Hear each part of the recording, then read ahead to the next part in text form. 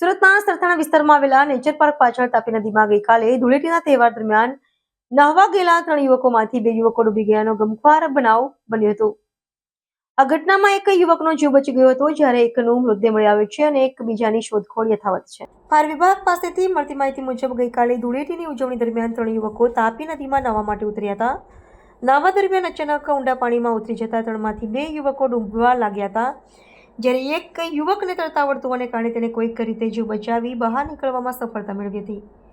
આ બનાવની જાણ થતાં તાત્કાલિક ફાયર વિભાગને જાણ કરવામાં આવી હતી। સુરત ફાયર વિભાગની ટીમે તાત્કાલિક ઘટના સ્થળે પહોંચીને શોધખોળની કામગીરી શરૂ કરી દીધી હતી। લાંબી શોધખોળ બાદ ફાયર વિભાગની ટીમે 19 વર્ષીય જયદીપ નામના યુવકનો મૃતદેહ નદીમાંથી બહાર કાઢ્યો હતો। જો કે હજુ પણ કૃષ્ણા નામના એક યુવકે ડૂબી ગયાની આશંકા હોવાથી તેની શોધખોળ માટે ફાયર વિભાગની ટીમ સતત પ્રયત્નશીલ છે। ફાયર વિભાગ દ્વારા નદીમાં ડૂબકી મારીને બાકીના યુવકની શોધખોળ કરવામાં આવી રહી છે।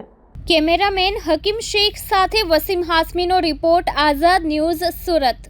સુમિલન ફાયર ઓફિસર મહેશભાઈ ગામિત આજે 2 વાગ્યાની આસપાસ આપણને કોલ મળતા કીમ નદીમાં 3 છોકરા ડૂબી ગયેલા છે એવી રીતે કોલ મળતા તાત્કાલિક ઘટના સ્થળ પર આવીને અમે હાલ રેસ્ક્યુ કરવાનું કામગીરી કરી હતું અને હાલમાં 3 છોકરાને આપણે બહાર કાઢ્યા છે રેસ્ક્યુ કરીને અને હાલમાં સાધના હોસ્પિટલમાં આપણે કોસંબા પોલીસ સ્ટેશનના पीआई लोगों ने जान करीने आपणे तात्कालिक साधना हॉस्पिटल में रवाना कर्या छे।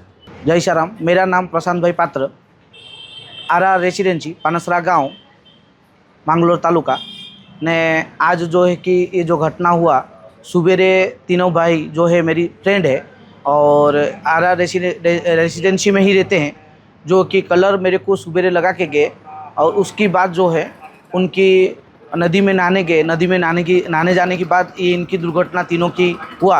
एक चंद्रभूषण सिंह और संजय भाई पटेल ने एपी सिंह, ये तीनों जो है नदी में डूब के उनकी दुर्घटना में मयत हो गया और मैं साधना मेडिकल में हम उनको लेके आए हैं। साधना मेडिकल में उनकी साधना मेडिकल डेड बोल दिया।